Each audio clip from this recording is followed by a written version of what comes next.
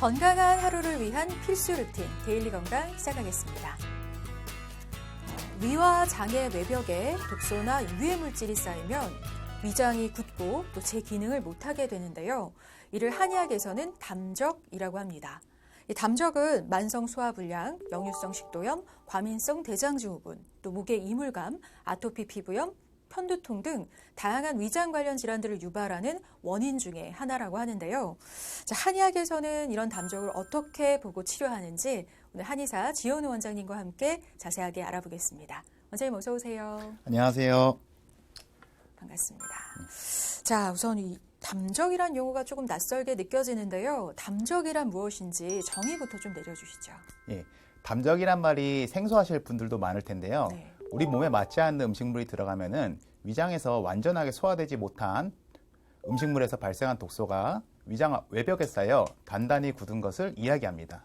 보통 소화기관의 운동성이 떨어져 음식이 잘 소화되지 않아서 발생하게 되는데요. 소화가 잘 되지 않고 속이 쓰리거나 목에 위산이 역류한 듯한 느낌으로 내시경 검사를 받아도 이상이 없다면 단순히 제산제나 소화제 처방 받으신 경우 많으실 거예요. 네. 그런데 한의학에서는 위염이나 위궤양 등과 같은 서로 사뭇 다른 형태의 위장병 개념이 있는데 바로 적치 또는 담적이라고 불리는 병증입니다. 눈으로 보이는 염증같이 점막의 문제나 위산의 가다분비로 식도염 같은 질환이 생기기도 하지만요. 염증이 발견되지 않는 많은 수의 소화불량, 역류성 식도염 환자들에게는 그 원인을 제시하지 못하는 경우가 많았습니다. 이렇게 소화기 점막의 염증뿐만 아니라 위장 연동운동의 장애로 위장의 조직이 위축되어 굳어버리는 문제가 있는데 이를 한의학에서는 담적병이라고 합니다. 네. 근데 이런 담적병이 우리가 흔히 앓고 있는 여러 위장 관련 질환을 유발하는 원인이 된다는 거죠? 네, 그렇습니다. 담적은 만성 소화불량, 역류성 식도염, 과민성 대장염 등 다양한 위장 관련 질환들을 유발하는 원인 중 하나라고 생각하시면 될 것 같은데요. 네. 요즘은 양방에서도 위산의 분비 저하가 식도염을 일으키는 원인으로 하나로 보기도 시작했고 소화기의 기능이 저하된 것으로 보는 기능성 소화불량이라는 명칭도 많이 생겨났습니다. 네. 그러니까 소화기관의 운동성이 떨어져서 음식이 잘 소화되지 않아 생기는 증상이 이제 담적이라는 거고요. 또 이런 담적은 여러 질환을 유발할 수 있다는 건데요. 자, 그럼 먼저 소화란 무엇인지 좀 짚고 넘어갈까요? 네. 소화란 음식을 섭취하고 그것들을 분해하여서 흡수 그리고 마지막으로 배출하는 과정까지 말합니다. 들어온 음식의 영양소가 몸과 세포로 들어갈 수 있게 하는 복잡한 과정인데요. 우리가 먹는 다양한 음식은 건강을 위해 필요한 모든 영양소를 포함하고 있지만 그 자체로 흡수할 수 없는 크고 복잡한 화합물로도 묶여져 있습니다. 따라서 소화가 진행하는 동안 몸은 이 큰 화합물들을 더 작은 분자들로 분해하고 작아진 분자들이 세포 안으로 들어가서 에너지원이 되게 됩니다. 네. 근데 음식을 먹고 잘 소화하기 위해서는 위장관과 또 여러 기관들의 도움이 필요하잖아요. 어떤 과정을 통해 이 소화가 이루어지는 건가요? 소화관이라고 불리는 인간의 위장관은 성인의 경우 길이가 약 9m입니다. 우리 키가 2m도 채 안 되는데 네. 우리 몸의 위장관은 매우 길게 꼬불꼬불 몸 안에 틀어져 있습니다. 이는 9m에 이르는 위장관을 지나면서 분해, 흡수, 배설의 과정을 거치기 위함이다. 네. 위장관은 크게 구강, 식도, 위, 소장, 대장, 직장으로 이루어져 있습니다. 위장관 외에도 몸이 영양소를 분해 흡수할 수 있도록 물리적인 분해와 효소를 첨가하면서 소화를 돕는 기관들도 있습니다.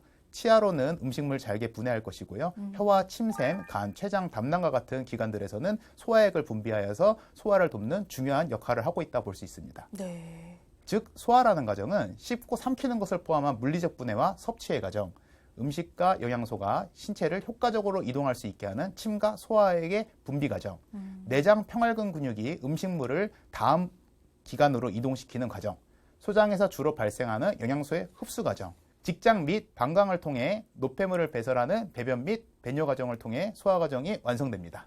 네, 정말 소화기관의 중요성은 아무리 강조해도 모자르지 않은데요. 자, 이런 소화기관의 운동성이 떨어져서 생기는 질환, 담적에 대해서 지금부터 키워드 확인하고 좀 더 자세하게 알아보도록 하겠습니다. 첫 번째 키워드 확인해 볼게요. 면역 반응. 자, 면역 반응이 담적과는 어떤 관련이 있을까요, 선생님? 네, 담적병의 원인은 밀가루, 양약 등 내 몸에 맞지 않는 음식 등이 들어와서 몸에서 면역 반응을 일으키는 것으로 볼 수 있습니다. 옛날부터 얘기했던 한의학적으로는 체질에 맞지 않는 식단을 한 것이라고 볼 수 있습니다. 또 서양의학에서 한 분파인 기능의학에서도 강조하는 세는장 증후군, 지연성 알러지 증후군들과 가장 유사하다고 볼 수 있는데요. 내가 몸에서 싫어하는 음식을 먹게 되면은 몸에서 면역 반응을 일으키게 됩니다. 즉 체질에 맞지 않는 음식물들이 들어오면은 염증을 늘리고 소화가 잘 되지 않고 그리고 당 수치는 더 올라가고요. 이러한 것들이 위장된 음식물에서 저류가 되어서 독소화 그리고 위장과 구듬의 순서로 발전해서 담적병이 발생하게 되는 것으로 볼 수 있습니다. 그렇군요. 그러니까 담적은 단순 어떤 식습관의 문제일 수도 있다는 건가요? 네. 다른 부분에 문제 없이 오로지 식습관의 문제만으로도 담적이 발생할 수 있습니다. 네. 담적과 식습관의 관련성은 상당히 높습니다. 그럼 그 외에 과한 스트레스 등이 영향을 주기도 하나요? 네. 스트레스가 만병의 원인이라고 하죠. 네네. 스트레스를 지속적으로 받으면 우리 몸의 교감신경이라는 것이 항진하게 되며 소화 기능이 저하되게 되는데요. 네. 자율신경이라는 것이 있습니다. 우리 몸의 내장 기능을 조절하는 신경계를 자율신경계라고 합니다. 이것은 교감신경계와 부교감신경계로 나눠집니다. 스트레스를 받으면 이중 몸을 긴장시키는 교감신경계가 항진되어서 소화액의 분비 저하, 위장 간 연동 운동 등의 저하 등이 나타나서 소화 기능이 더 저하되게 됩니다. 즉 스트레스는 위장 기능을 저하시키는 큰 원인이라고 볼 수 있습니다. 네. 유전적으로 소화 기능이 약한 경우, 특히 알러지 체질인 경우는 지속적으로 스트레스가 심해서 건강에 많은 악영향을 준 경우, 약이나 잘못된 것을 많이 먹어서 속이 나빠지는 경우, 담적이 보다 쉽게 생길 수 있는 사람들이라고 볼 수 있습니다. 네. 그러니까 위장 질환에 대한 가족력이 있거나 가족 중에 만성 소화불량을 호소하는 경우가 많이 있다면 담적이 있을 확률이 좀 높아지겠네요. 자, 그럼 임상에서 볼 때는 어떨까요, 선생님? 네, 정확한 통계는 아직 연구 중이지만 임상적으로 보았을 때는 그런 경향이 높다는 의견이 매우 우세합니다. 특히 부모님의 영향은 유전적인 것뿐만 아니라 다 같이 식사를 하죠. 그래서 식습관을 공유하기 때문에 나쁜 식습관을 배워서 담적병을 일으킬 확률이 더 높다 볼 수 있습니다. 네. 그리고 또 자극적인 음식을 즐기고 유난히 식사를 좀 빨리 하는 한국인 같은 경우는 좀 위장장애 많이 갖고 있는데요. 실제로 좀 연관이 있을까요? 네. 위장에 해가 되는 식습관이 몇 가지 있는데요. 한국인의 식생활이 여기에 해당되는 경우가 많아 담적병이 많은 것 같습니다. 대표적으로 식사를 빨리 하는 것, 과로, 과도한 긴장, 그리고 지나치게 맵고 짠 음식, 음주 등이 해당되는데요. 이런 부분이 한국인의 위장장애를 늘리는 요인이 되죠. 그렇군요. 자, 참고하시면 좋겠고요. 저희 담적병에 대해서 알아보고 있습니다. 두 번째 키워드 넘어가 볼게요. 체질별 분류와 증상. 담적병의 증상을 체질별로 좀 나눠볼 수가 있나 본데요. 자, 체질별 증상을 알아보기 앞서서 담적병의 공통적인 증상을 먼저 좀 짚어볼까요? 네. 담적병 환자들의 공통적인 증상들은 보통 소화기가 저하된다는 특징이 있습니다. 이 중에는 가끔씩 스스로 소화기능 저하를 느끼시는 분들도 있고요. 적게 느끼시는 분들도 있지만요. 배를 만져볼 시에 명치 혹은 중환혈이라고 부르는 곳에서 배가 딱딱하게 만져주시고 아픈 분들이 대부분입니다. 네. 같은 감기가 걸려도 누구는 코감기, 누구는 목감기, 누구는 몸살 감기가 오는 것처럼 같은 병이라도 개인마다 다 조금씩 차이가 나게 됩니다. 네. 병이 발생했을 때 각 사람마다 증상들이 다르게 나타난 것을 한의학에서는 그것을 카테고리화해서 체질이라고 하여서 처방 외에도 생활관리를 통해서 치료해 왔습니다. 네. 자, 그럼 이번에는 체질별로 좀 나누어서 특징을 알아볼까요? 증상은 체질별로 다양하지만 크게 세 가지로 나눠집니다. 먼저 소양인 체질부터 말씀드리자면은 네. 이런 소양인 패턴은 에너지 불균형형으로 몸에 열이 많아서 생기는 담적 환자들이 많습니다. 이분들은 에너지 균형 조절이 잘 되지 않는 분들입니다. 주로 과폭식, 음주를 겸한 담적 문제가 많고요. 담적병이 생겼을 시 기가 계속 상기하여서 불면, 두통, 안구건조, 목 어깨가 뭉치고 하체에는 힘이 많이 떨어지게 됩니다. 맥이 보통 빠르고요. 성격이 급한 사람이 많습니다. 젊을 때는 거의 잔병이 없지만 나이 들수록 약해지는 체질입니다. 나이가 드실수록 아침 일찍 일어나기보다는 야행성으로 변해서 몸에 수분이 부족하고 눈충혈이 잘 되고 입마름이 자주 나타나게 됩니다. 특히 하체는 가늘어지고 상체는 비대해지는 상체, 상복부형 비만 체질의 소양인 체질이 많습니다. 그렇군요. 자, 그럼 두 번째는 태음인. 태음인이 담적병에 걸렸을 때는 어떤 증상이 주로 나타날까요? 태음인 패턴은 과폭식과 간담도 문제, 그리고 수분대사와 순환정체 문제가 많습니다. 주로 변비 증상 혹은 과민성 장증후군이 동반되면서요. 이러한 체질은 심폐의 기능이 떨어지기 때문에 나타나는 증상이 있는데요. 아침에 주로 몸이 무겁고 얼굴이 붓고 피부가 푸석푸석해서 화장이 많이 뜨고요. 무기력하고 눕고 싶고 대사 기능이 떨어져서 살찌기가 쉽습니다. 에너지가 내가 먹은 거에 비해서 전신에 잘 전달되지 않기에 식사량을 늘려서 에너지를 보충하려고 합니다. 따라서 이러한 체질의 환자분들께서는요, 많이 움직여서 대사 기능을 항진시키고 위장관 운동성을 개선하는 것이 좋고요. 유산소, 조깅 등이 좋습니다. 또한 배출이 잘 안 되는 체질이기 때문에 땀을 내서 노폐물을 배출한 것도 좋아서 사우나도 추천드립니다. 네. 자, 그리고 계속해서 세 번째 체질은 소음인인데요. 소음인이 담적병에 걸리면 어떤 특징이 있을까요? 네. 소음인의 경우는요, 위하수, 위장운동 저하가 많습니다. 즉, 식사를 하면 한참 몇 시간 동안 음식이 내려가지 않아가지고 오랫동안 배가 부르다 팽만감을 호소합니다. 아까 위의 체질들은 그런 게 잘 없고 식사를 자주 할 수 있는데요. 이분들은 식사량 자체와 식사 횟수가 많이 줄어들게 됩니다. 특징으로 체중이 빠지고요. 설사 경향이 좀 많습니다. 이러한 체질은 바로 위장관 흡수력이 떨어지기 때문입니다. 소음인같이 에너지 생성이 잘 되지 않는 분들의 특징은 소화력이 약해서 음식을 통한 에너지 생성이 적습니다. 그래서 쉽게 피로하고 잔병 치레를 자주 겪게 되는데요. 어지럼증이 가장 많이 나타나고요. 혈압이 낮고 손발이 찬 경우가 많고 복부에 힘이 없어서 배에서 꾸르륵 소리가 나는 장명음이 자주 발생하고 허리가 쉽게 아프다는 특징이 있습니다. 네.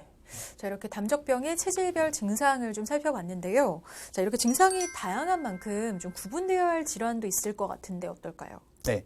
담적과 비슷한 표현으로는 식적이라는 것이 있습니다. 식적. 네. 식적은 단순히 음식을 너무 많이 먹거나 안 좋은 음식을 계속 먹어서 위장 기능이 떨어지면서 생기는 문제를 의미합니다.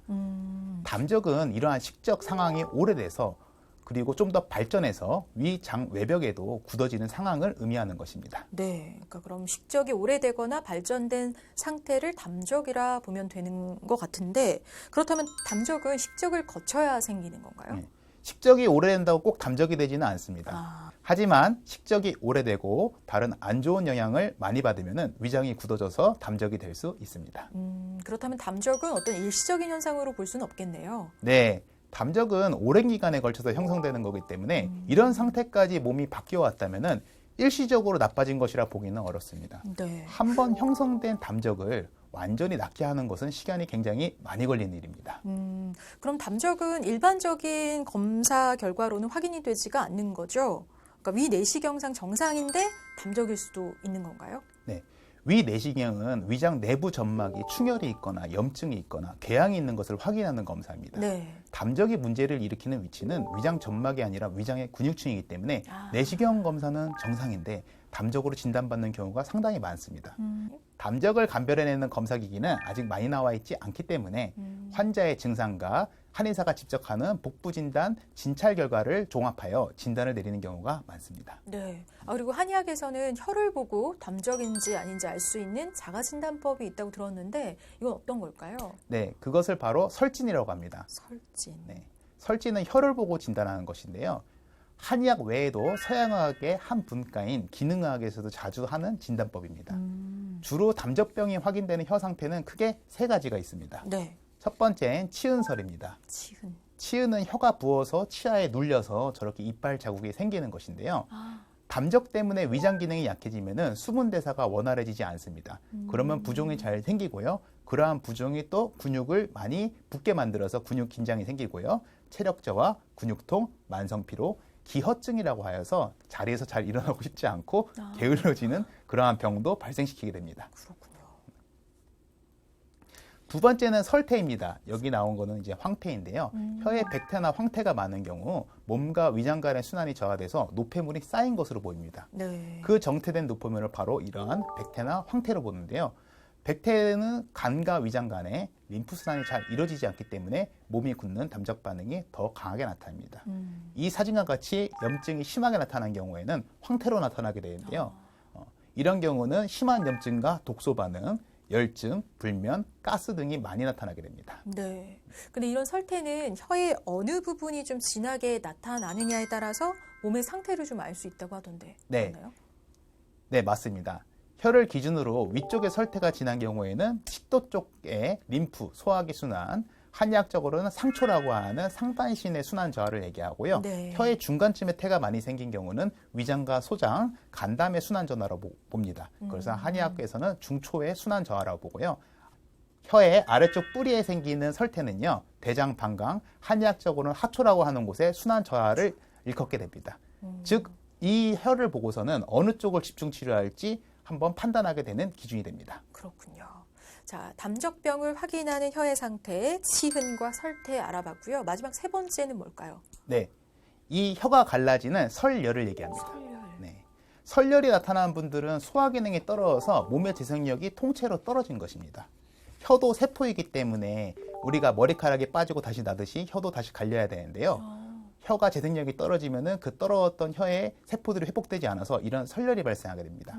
주로 서양의학에서는 비타민 B12, 엽산, 아연, 철분 등이 부족한 상태라고 이야기를 합니다. 네. 근데 우리가 요즘 세상에 많이 먹으면 많이 먹었지 그죠. 덜 먹어서 병이 되는 경우는 잘 없습니다. 네. 이러한 비타민 B12는요, 내인성 인자라는 것이 있고 위산이 있어야 활성화돼서 체내로 흡수되게 됩니다.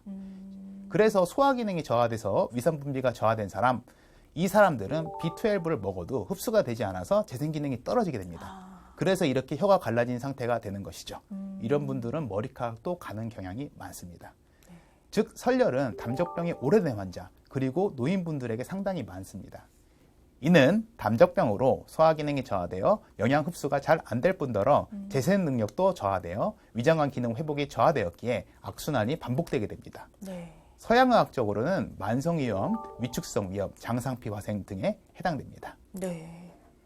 자, 설진에 대해서 자세하게 알아봤는데요. 이런 설진 외에 원장님께서 주로 시행하시는 어떤 다른 검사법이 있을까요? 네.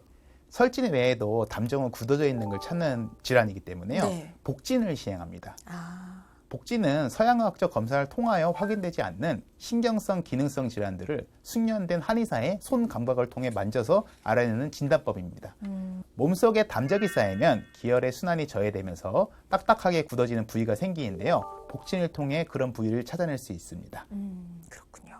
아, 그리고 혹시 담적이 뭐 과민성 대장증후군이나 역류성 식도염 등의 질환 외에 뭐 장의 염증성 질환이나 대장암 등 이런 큰 병의 원인이 될 수도 있나요? 예. 담적은 위장에서 시작되긴 하지만요, 전신으로 퍼져가며 여러 가지 질환을 일으키는 원인이 됩니다. 게다가 염증을 잘 유발하는 특징이 있어 관절염, 염증성 장염 등 다양한 문제의 원인이 되고 있습니다. 더욱이 만성 염증이 암 발생을 높인다는 걸 생각해 본다면 담적과 암도 무관하다고만은 할 수 없겠습니다. 그렇군요. 하지만 사실 큰 병이 아니라고 생각을 해서 이 전문적인 치료가 필요하지 않다고 여기는 경우도 많이 있는 것 같은데 어떨까요? 네. 만성적으로 오랫동안 앓아온 경우가 많아서 심각한 복통, 낫지 않은 현기증 등 담적으로 인한 증상으로 당장 삶에 큰 영향을 미치지 않는다면 치료를 미루는 경향이 많습니다. 네. 오래된 분들은 심지어 누구나 다 원래 이렇게 소화가 안 되는 게 아니냐, 안 좋은 상태를 사는 게 아니냐라고 생각하는 경우도 많습니다. 네. 하지만 담적은 치료하지 않으면 아까 설열의 예처럼요, 쉽게 회복되지 않는 질병이고요. 시간이 지날수록 더 악화되고 악순환을 일으키게 되기 때문에 빠른 시기에 꼭 치료하시는 것이 중요하겠습니다. 네. 담적은 치료하지 않으면 쉽게 회복되지 않을 뿐더러 또 더 악화되는 경우가 많기 때문에 꼭 치료해야 하는 질환이라는 거 기억하셨으면 좋겠습니다. 이제 마지막 키워드 넘어가 볼게요. 담적병의 한방 치료. 자, 세 번째 키워드에서는 한방에서 담적 어떻게 치료하는지 알아볼 텐데 어떤 치료가 이루어질까요? 예, 굳어있는 담적을 풀기 위해서 위장 내 독소를 제거하고 위장 운동을 정상화시키는 방향의 치료를 하게 됩니다. 네. 더불어 소화 흡수 능력을 향상시키고 염증을 조절하는 치료를 병행해서 담적이 계속 생기는 것을 예방해야 됩니다. 특히 우리가 담적의 원인이 아까 내 몸에 맞지 않는 음식물과 식습관 때문이라고 얘기했죠. 네. 식습관 조절과 한약 치료를 중심으로 침이나 약침 치료, 뜸과 같은 온열요법을 함께 활용하게 됩니다. 네. 근데 개인에 따라서 처방은 좀 달라지는 거죠? 예, 담적이 형성되는 원인이나 과정, 그리고 담적이 쌓인 부위와 증상, 아까 체질별로도 조금씩 달랐죠. 개인별로 차이가 크기 때문에 치료는 체질과 병을 살펴 전부 다르게 들어갑니다. 여러 요인을 고려하다 보면 완전히 똑같은 약을 쓰는 경우가 거의 없다고 보면 될 정도로 환자마다 다양한 처방을 활용하게 됩니다. 네. 심지어 같은 환자라도 증상의 변화와 질병 호전도에 따라서 처방은 매달 바뀌게 되는 경우가 많습니다. 네. 그러니까 단기간에 생긴 문제가 아니고 또 증상의 변화와 그 호전도에 따라서 처방이 바뀌어야 되기 때문에 사실 치료 기간은 그리 짧지 않을 것 같은데 보통 얼마나 치료를 받아야 될까요? 얼마나 오랜 기간 동안 담적이 쌓였는지, 유전 경향은 어떤지, 식습관을 잘 지키시는지에 따라서 치료 기간이 많이 달라집니다. 네. 예를 들어 가족 대대로 소화기가 안 좋았던 분이 나는 유별나게 금방 치료해서 낫기는 어렵겠죠. 네. 또한 내가 위장이 많이 속이 쓰리는데 마라탕, 치킨, 짜장면 등을 달고 사신다면 역시 소화가 어려울 거예요. 네. 디스크 환자가 데드리프트나 스쿼트를 한다면은 다들 만류할 거잖아요. 네. 위장 질환도 똑같습니다. 위장에게 상당히 부하가 가는 행동이거든요. 하지만 기본적으로 만성 질환이기 때문에 짧아도 한 달에서 길면 6개월 이상 치료 기간이 걸리는 것이 보통입니다. 그렇군요. 자, 근데 일시적으로 좀 증상이 호전됐다가 다시 또 담적 증상이 나타나는 경우도 있겠죠? 예. 아까 얘기했다시피 식습관으로 인해서 생긴 병이 많기 때문에 그렇죠. 치료를 받게 되면 약효 덕분에 담적이 그대로 있음에도 증상이 금방 좋아지는 경우도 많습니다. 네. 하지만 치료를 중단하면 금방 다시 원래대로 되돌아오기 때문에 어느 정도 회복될 때까지 쉽게 해서 내 혀에서 변화가 혈태가 많았던 혀가 깨끗해지거나 설열이 있어서 혀가 찢어졌던 것이 붙은 경우까지 치료를 연속적으로 받는 것이 중요합니다. 네, 그러니까 꾸준한 치료와 관리가 정말 중요할 것 같습니다. 자, 그럼 마지막으로 담적 환자의 평소 건강 생활 가이드를 좀 정리해 볼게요. 아무래도 식습관 영향이 크기 때문에 좀 주의할 점 있을 것 같은데 어떤 부분을 좀 노력해야 될까요? 예, 일단 천천히 먹는 것이 위장의 부하를 많이 줄여주는 것입니다. 네. 아픈 환자에게 과로를 시키면 안 되겠죠. 위장한테 일을 제일 덜 시켜주는 것이 좋기 때문에 천천히 먹고 소식하고 딱딱한 음식보다는 물렁한 음식을 많이 먹고요. 조리도 튀김보다는 찌거나 삶아서 부드럽게 먹는 것이 좋습니다. 맵고 짠 음식은 좋지 않고요. 야식은 절대 금물입니다. 네. 그리고 항산화 식품을 많이 먹는 것도 좋습니다. 또한 운동을 자주 하면은 위장 간의 연동 운동도 개선될 수 있기 때문에 많이 힘들지 않은 선에서 꾸준히 규칙적인 식사와 운동을 같이 해준다면은 효과가 좋을 것으로 예상됩니다. 네. 자, 한의학에서는 비위가 건강한 걸 건강의 기본 요건으로 친다고 합니다. 잘 먹고 영양분을 잘 흡수해야 또 인체에서 필요한 물질들을 잘 만들어내고 대사가 원활하게 이루어질 수 있다는 점 꼭 기억하시기 바랍니다. 오늘 데일리 건강 여기까지고요. 도움 말씀 주신 지연우 원장님 고맙습니다. 네, 감사합니다.